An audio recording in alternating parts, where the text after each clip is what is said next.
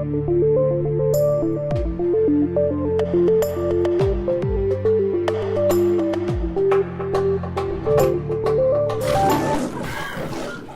and Son, the Holy Spirit, one God, amen.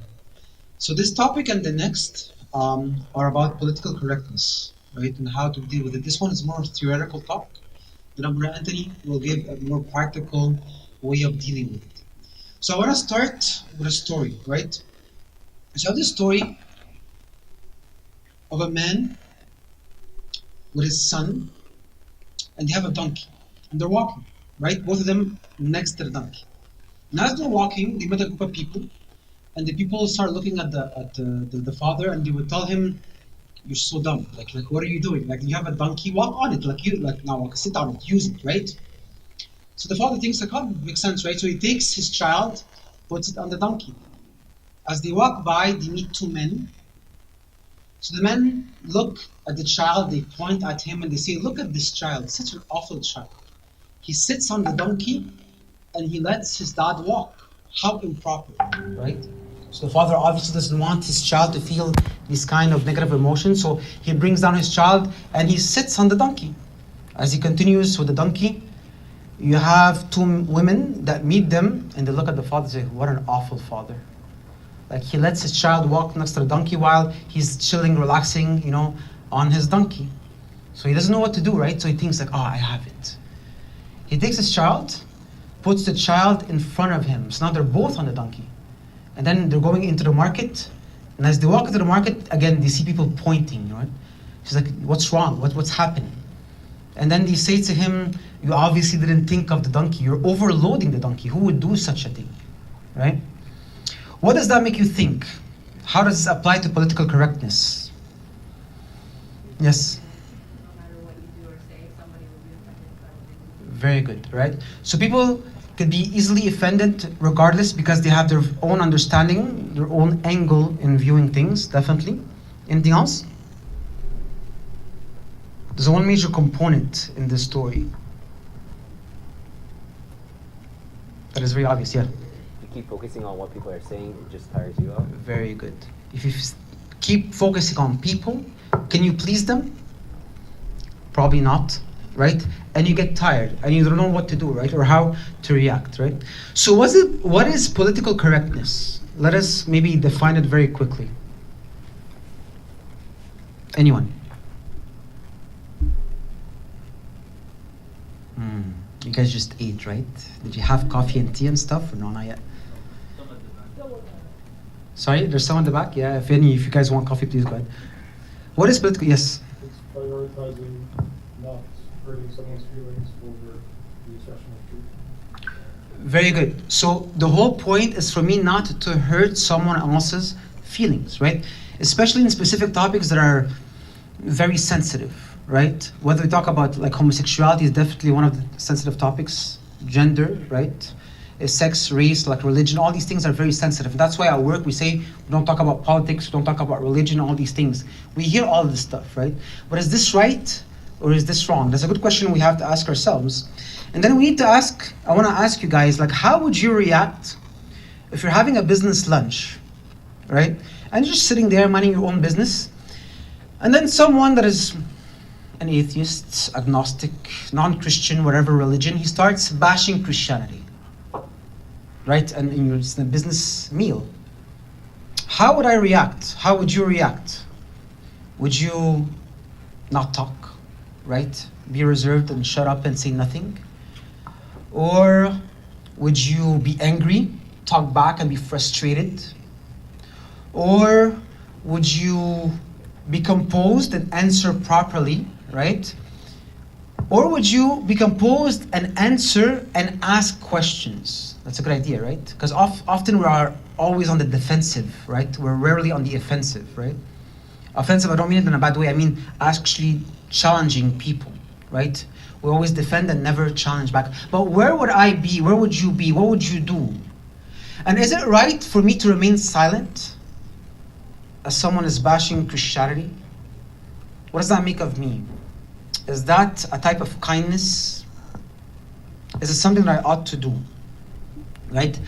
Often we can think of political correctness as that is, I'm being kind, right? It's the kind thing to do. Like, I don't want to hurt anybody, and that's fine. We don't want to hurt anybody. But is it kindness? Is it truly kindness? Sometimes it is. Sometimes it's not. Sometimes we hide under the word kindness, but it's actually the fact that I am a coward, in a sense where I'm not able to stand up for what I actually believe, right? But I hide under this false sense of kindness. It's such a kind thing that I've done. Obviously, nobody says that, right? But very easily we're convinced it's definitely the easiest thing to do. And then we can think of verses like, well, God said, turn the other cheek, right? And that is true. God said, turn the other cheek. But was that the only thing God did? Or was he very in the face of people sometimes, based on the context of what was happening, right? So actually Pope Shenouda said something very nice. When people were bad-mouthing him, he said there's a difference. There's a difference between someone bad-mouthing me personally, and when something that is personal, there's no mind, like it doesn't matter. I could definitely turn the other cheek. There's nothing wrong with that because it's something personal. Okay, I'm gonna give Gabriel sucks. I'm gonna give Gabriel whatever. It doesn't matter. Okay, fine, I'll turn the other cheek. But it's something that has to do with God, has to do with the faith, has to do with the church. No, I need to stand up for what I believe in, because there's a difference here. Someone is attacking my God, and not only that, but he is his God, right? And then it becomes, to how do I deal with this? Is it okay to let it go? If it is okay to let it go, can I imagine myself standing in front of God afterwards? Maybe on Judgment Day. And maybe when I remember verses like, he who denies me, I will deny in front of the Father. Like, you understand? Okay. The problem is with being politically correct is that it's the easy thing to do. It's the easy thing to do. And we take that easy thing and we start to give excuses for ourselves. Yeah, I want to be kind. I want to turn the other cheek. All these famous verses that we know of, right? I just want to read with you just a part that very rarely, but it happened, where Christ was not in any way at all politically correct, right? Look what it says. So he's talking with the Jews, right? He says, as he spoke these words, many believed in him, so many of the Jews. Then Jesus said to those Jews who believed him, if you abide in my word, you are my disciples indeed. And you shall know the truth, and the truth shall make you free. Something to think about. The truth shall make you free. They answered him, we are Abraham's descendants, and have never been in bondage to anyone. How can you say you will be made free? They're already in bondage as they say this, but anyways. They answered and said to him, Abraham is our father. Jesus said to them, if you were Abraham's children, you would do the works of Abraham. But now you seek to kill me, a man who has told you the truth which I heard from God. Abraham did not do this. You do the deeds of your father. You are of your father the devil, and the desires of your father you want to do. He was a murderer from the beginning and does not stand in the truth, because there is no truth in him. When he speaks a lie, he speaks from his own resources, for he is a liar and the father of it. Is that politically correct? Far from it, right? When Christ came, and it was about the truth, that was the subject, that's the context. What is the truth? Who is the truth? Especially with those people that are very stubborn, hard-headed, he was so direct. We see this again with Pharisees, right? I'm not saying we should be doing this. Like, this is very specific in very rare cases, right? But Christ did it, right? But it needs to make me think, so maybe it is a Christian thing also, maybe even to get to that extent sometimes, only rarely, but when it's needed. When it's needed, I need to say it. It needs to happen. It needs to come out of me. But it's the difficult thing to do, right? But then it becomes a how I do it. The thing is that the truth itself is offensive. Do you guys get that? The truth itself is offensive. And that's why being politically correct in that understanding is problematic for us. Because if someone comes and says, well, you know what, I don't believe that Christ is God. Well, he doesn't believe in the truth. But the truth itself is offensive. So if I'm not going to hurt his feelings by saying, well, I believe Christ is God because this and that, If I'm hurting his feelings, okay, I'm sorry that I'm hurting your feelings, but at the end, is it about feelings or about the truth? Living as Christians, being Christians, we know that we are in the truth, right? And we experience the truth. So we are automatically offensive to people. Actually, I was walking in Costco the other day, and this happens often. In Quebec, it's even worse. But the province Quebec is probably the worst province in Canada, like religion-wise, especially against Christianity, because unfortunately, anyways, there's a history in the province. So as priests and the bishops in Quebec, like we get looked at in very, very weird ways. So I was just walking by, like minding my business, but obviously I have my big cross on me, and I want to have my big shiny cross, although it's not true silver, but I like the color silver because I want people to know that I'm not Muslim, because people think that I'm Muslim. They look at the beard and the galabeya, that's it, I'm Muslim, right? So I want them to know, no, I'm not Muslim. But sometimes it offends them. Look at his cross, right? So this guy walks by me and he makes this noise like, oh my God, like kind of thing. Sorry. Right? It happens all the time, right? How many times as priests in Halloween we were told nice costume, right? Or it's like, I know Abuna Michael, like Abuna Michael, I'm not joking, this happens all the time. Well, on Halloween. Actually, Abuna Michael was in Quebec City. At some point, he was in Tim Hortons. And the guy like gave the scene, it wasn't even Halloween, with a heavy, thick, like Quebecer accent. I don't know if you guys experienced the Quebecer accent. It's really not beautiful, okay, but anyways, like, so he tells him, like, he's like, hey man, is it Halloween today? But like in this huge Quebecer accent, right? And Abuna just told him very, very nicely, the nice man he is, no, like I'm a priest, right? But to us, to me, to the fathers, because it's apparent of who we are, we cause offense automatically. We don't mean to, we don't want to, but our mere presence, wherever we are, causes offense. And that's what the cross is, right? St. Paul talks about the cross, how offensive it is. Right? He speaks, he says to the Greek, it says stumbling block, and to the Jews, it's, what is it? Offensive, I can't remember the verse, anyways. In 1 Corinthians 1, if I believe. Right? But it's offensive. Okay, so now that, anyways, whatever I'm doing, like my own thoughts, my own set of beliefs, right, is automatically offensive. Now, though, again, how do I react to this? And the problem is, we hear things like truth hurts. Why does truth hurts? We hear that all the time, right? But we hear it so often, we don't understand what it means. What does it mean that the truth hurts? Because truth hurts. Why does it hurt? What does it hurt? Can anybody tell me? You guys are all smart people, yeah? Very good, yeah, right? So if I live in my own bubble, think my own things, right, and all of a sudden I get faced to the truth, it hurts me. If I think I'm smart, I think I'm a genius, I get my exam, I have 70%, hurts me. I'm not a genius, right? The truth hurts. We say it all the time, but we forgot what it means, right? We say stuff like, you want the truth, you can't handle the truth. But what does that imply, right? It implies that truth itself is often difficult. So if it is difficult, then obviously it hurts people. So we have two choices. Or we shy away from the truth, or we stick to it, like Christ did, and we learn how to deal with it. How to engage with people as we discuss this truth. St. Paul says, for do I now persuade men or God, right? Or do I seek to please men? If I still pleased men, I would not be a bondservant of Christ. If I still pleased men, I would not be a bondservant of Christ. Definitely have to think about this one. Right? So imagine I'm 10 years old, or whatever, 6 years old, regardless, right? And I have my exam, and the question is 2 plus 2. And I say 5, right? I'm still learning. Now, if the teacher knows that I'm sensitive,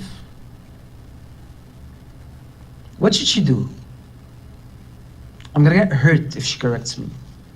I have low self-esteem. What should she do? Is it kind for her to say, oh, it's okay, Habibi, it could mean 5 sometimes. Right? It's kind, it's definitely kind. Is it truthful? Absolutely not. But you know what's the problem? The biggest issue? If she lets me assume that 2 plus 2 equals 5, it is not loving. You guys get that? She doesn't love me. Because if she loves me, she would correct me. Because next time I have an exam, I'll write it's 5. And then 10 years later, I'll still think it's 5. I haven't learned anything. If I love someone, I need to correct him. If I truly love them, like, I guess, most of you don't have kids, right? But anybody that has kids here understands this very well. If your child comes to you and makes a mistake, you want to correct them. Yeah, you want to be kind about it. You want to be loving in the sense where you want to be patient about it, right? But if you love them, you will correct them. You know, many of the youth, they come and they think that their parents hate them because they always tell them no and they don't allow them to do stuff. But like, they get it wrong. I'm like, no, Habibi, that's not how it is. It's because your parents love you that are putting boundaries for you to remain proper, to remain holy. The parent doesn't love his child, tells him, yeah, do whatever, everything goes. Doesn't know at what time he comes home or she comes home, right? Studies, doesn't study, grades or no grades, doesn't matter. That's not a loving parent. Is it? Right? So it's not about being kind. It's about being truthful. It's about loving. But unfortunately, it's not the easy thing to do. It's a difficult thing to do. Actually, when Christ said, give the other cheek, is that easy or difficult? It's very difficult. If someone punches me in the face, it's very easy to get pissed off and punch him back. Very easy. It's the easiest thing. It's actually being weak. If I get swore at, very easy to swear back. If I get punched and I don't respond, that is difficult. That is love. That's the hard thing to do. That's why we're called to do it. And again, that's part of being bold. And that's why last topic was about prayer. Because if I don't have this foundation with God, right, I'm never going to be able to get to that level where I can openly speak about the truth in a loving way. Now, there's different ways of dealing with things, and that's maybe the only practical thing I'll say. Abuna Anthony will talk more practically. But I just want us to understand that there's different ways of dealing with people. For example, if I have, let's say, a girl, like, or a woman, a young woman, that she doesn't come often to church, and she comes to church one day, and she's not dressed properly. You know, it would be a good idea sometimes to show love to that person, just talk to her, not even mention anything about how she dresses, right? It's the first time she comes, she hasn't come in a long time, regardless, that's fine. Right? There's different levels of how we deal with people. If I have a close friend in church, or outside of church, and we're friends, we have a relationship, and he obviously does something that is wrong, should I be as gentle as in this scenario? No. I should be extremely bold. Even I can maybe get angry in a good way, not in a bad way, but that's a different story, right? Am I even allowed to get angry in a good way? It's not a sin. And in that case, I tell him off completely in a proper way. Obviously, I'm not talking about swearing and stuff like that.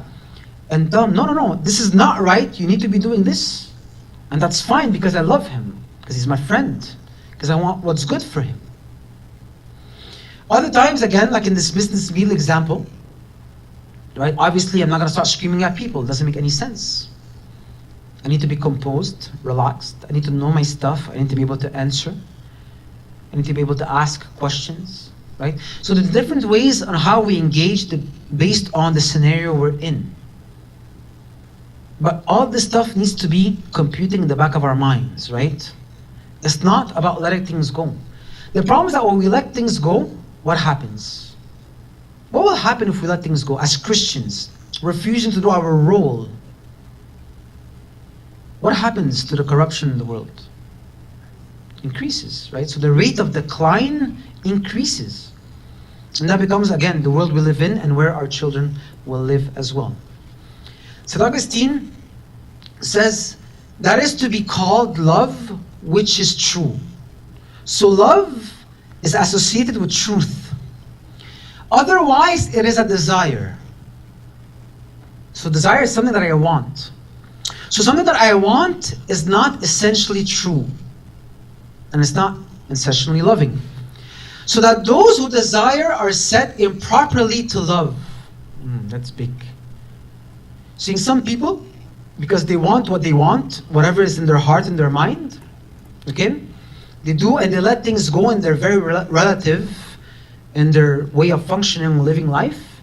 They are said that these people are loving and caring and kind, and we should be like them, and anything should go, and we should accept everybody. Yeah, we should accept everybody, but we don't accept every idea. It's very different, right? So they are said improperly to love, but they don't really love, because love implies correction. That's what true love is, and that's what God corrects us, right? Just as they who love are said to desire. So those who love, truly, like if a Christian will stand up and stick to the truth, so he truly loves, people say about those Christians, well, they think they're the only people that will make it to heaven, right? They think that. They have their own mindset, right? So they think that in their own way, they desire their own things, just let them be, right? But they're not right. Although they're truly the ones that are desiring to love. But that is true love, that living to the truth we may righteously, right? And so may despise all mortal things in comparison with the love of men, whereby we wish them to live righteously. So we want to love by living righteously, by being truthful, and we wish others to do the same, right? So Abuna Anthony, right? So usually the way it works is that we work together, and now I have been working alone. So what I decided is to put a video clip of Abuna Anthony talking. But not the entire video, just 2 minutes, right? So Abuna Anthony actually made a video on political correctness. So I wanted him maybe to share some thoughts with us. What do you guys think? What is he saying? Can anybody summarize? Isn't he pretty? It's from the heart. What is he saying? What did he say, Tayyib? Anybody? We're called to speak the truth. Okay, we're called to speak the truth, but how? With compassion, with love. Yeah, very good, right? Yeah.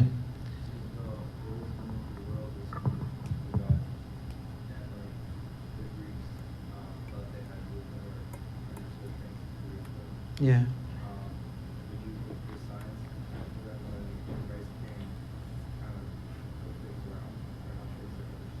Yeah. Very good. And also what is implied is sometimes we find very simple people, yet full of wisdom. Right?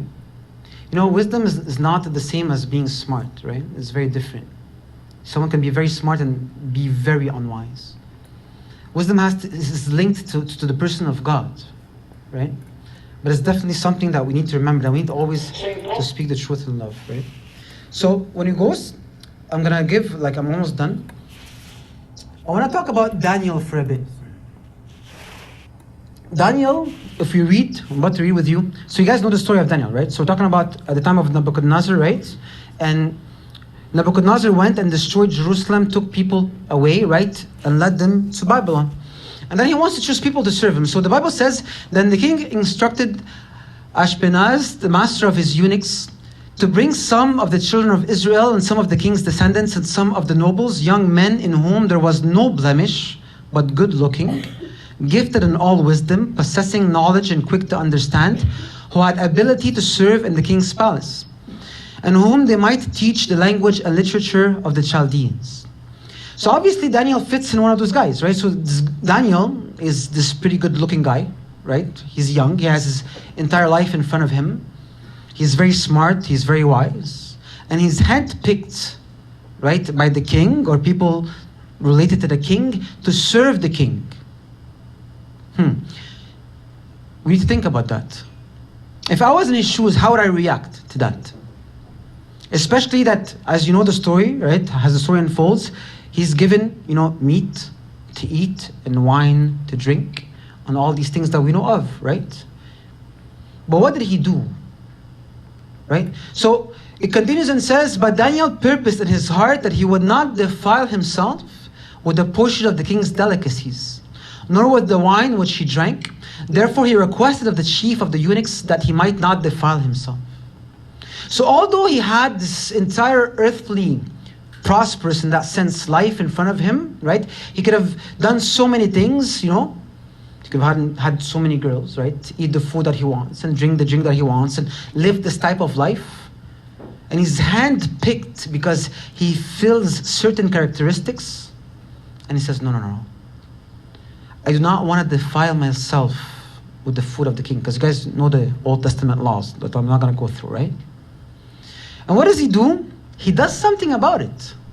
He requests of the chief of the eunuchs. He's like, you know what? Just give me vegetables and give me water. That will be my food and drink, and we'll see how things go, right? But he's answered no. The answer was no. Because the chief of the eunuchs said, well, if you eat and drink vegetables, right? If you eat vegetables and drink the water, I'm not guaranteed that you'll be healthy. And what will happen if the king looks at you like that, right? He's going to kill me. It's my head. So the answer is no. Okay, at least the man tried. What does it say after? So Daniel said to the steward, whom the chief of the eunuchs had set over him and the 3 young men, please test your servants for 10 days, and let them give us vegetables to eat and water to drink. Then let our appearance be examined before you, and the appearance of the young men who eat the portion of the king's delicacies, and as you see fit, so deal with your servants. So not only he requested one time, he was responded to as a no, it was negative. He continued, he persevered, and he asked another dude that is under the chief, right? And between themselves, they did it. And you know the story, right? How it unfolds, right? How he and the 3 young men, they actually looked healthier, and they were wiser than everybody else. And because of this perseverance, because this man wanted to stand out, because he was very wise in how he did things, but he wasn't politically correct in the sense where he would, forsake the truth. He spoke very wisely. If you read the book of Daniel on how he dealt even with the king when they wanted to kill all the wise men, he did a lot of very smart stuff. He was really great. And God took him and he glorified him to the point that he became chief over the wise men, right? To the point that him and the 3 young men, they made the king believe in God, right? So the king confessed that the God of Daniel is the one true God on multiple occasions because of who Daniel was. So many great things happen when we do this. Finally, St. Cyprian says, we must remember that we should do God's will, not our own. We are simply living in this world as guests and strangers. What person placed in a foreign country would not hurry to return to his own native country? It is an empty show of faith when there is no danger. Sufferings, struggles, and adversity are what test the truth about our faith. And the tree that is deeply rooted is not swayed by the onset of storms and strong winds. If I'm deeply rooted in Christ, I become immovable regardless. I'm ready for whatever people say. I'm ready to defend. I'm meant to be wise in how I deal with it, right? Yeah, it might require preparation, might require a lot of things. And I'm sure Abuna Anthony will give us some good insight on that later today. But the message is, we need to be bold. The word is godless. We need to deal with it. And by being silent is not a correct way of dealing with it. We need to be bold, and glory be to God forever. Amen. Any questions? Yes. So I understand the danger of compromising truth for sparing someone's feelings, but in avoiding that, I think, in avoiding political correctness, there's obviously the danger of sinning the other way, where you're offensive for the sake of being offensive. So how do we best differentiate compassionate offense versus malicious offense? Your intentions and your state of heart, right? So we definitely need to learn to calm down our emotions. So definitely when we go in such a conversation, we need to be proactive, and we understand that I can easily get angered, right? I can easily be emotional, yeah? So I need to calm myself down, right? I need to be proactive and think about this and deal with it in a very peaceful, wise way. When a person, so once, anyways, I was talking, actually, it was, anyways. So once I was at someone's house, and the person is here. And it was a very like random routine visit. And the person had a family member that was Protestant, or was Orthodox that became Protestant, right? So then out of one thing led to another, and the next thing you know, it was like 3 a.m. Like I was there like at 8 p.m. And there was like quite a heated discussion going on, right? Well, actually, it was heated from her side, not from my side, right? So that's the whole point, is that, and I've learned that actually from a close friend that became a priest recently. He really taught me throughout, as I grew up with him, how that he dealt with people and communicated without being angry, without being emotional, but being calm and saying the truth. But that requires me being proactive, and I guess it also comes with practice. But it's definitely something that we need to go in with this ideology, with this mindset. I don't know if I answered your question, but yeah. Any other questions? Yes. Are all revelations of truth worth it to pursue? Like, What do you is it always worth it to, I guess, reveal the truth? Like, what if you were getting the vibe that, like, is it always going to be worth it to pursue? That's a good point. I think it's worth to try, yeah. But if you can study the response of the person, but again, I'm sure I'm not anything to speak about this stuff. You can see the response of the person, like, and sometimes truly, and the Bible says so, that sometimes it's not worth it because the person in front of you is not seeking the truth. And I also met many people like that. They just like arguing, you know, and then they go, and usually they go from one subject to another, to another, to another. And like, so I usually calm them down, say, calm down, do you want an actual answer to your question, or you just want to open 10 billion questions, right? Let us, so you can easily tell if the person is genuine or not. But it's definitely worth trying. Not trying is what we should not do, right? We should allow ourselves to try and look at the response, study the response, and see maybe this person is worth trying, especially if it's a long-term thing. For example, if it's someone that is at work, right? Maybe I don't want to offend him. Maybe I need to take him bit by bit, step by step. I can reveal the truth to him. God will reveal the truth to him, right? Through me, right? Or through you, through whomever, right? It needs to be taken step by step. There's so many different ways in dealing with the different situations. But always try, is what I would say. Unless it's very obvious from the get-go that the person, like, if the person is drunk, which happens, like, you know, people again see me, like, I'm just like this, especially attracts so many drunk people. Like, if you're in downtown, like, it attracts so many drunk people, like, obviously, and they ask me questions, I'm like, you know, it's really not time to discuss anything. Like, you know, that's nonsense, right? You're not going to discuss with a drunk guy. So in that case, I say hi and I'm nice and kind, I can give him a hug and so on, but I'm not actually going to have a conversation with him on Christ. Like, it's not going to happen, right? I can give him my number and stuff, he can call me when he's sober. Huh? So, yeah. Any other questions? All right, glory be to God forever.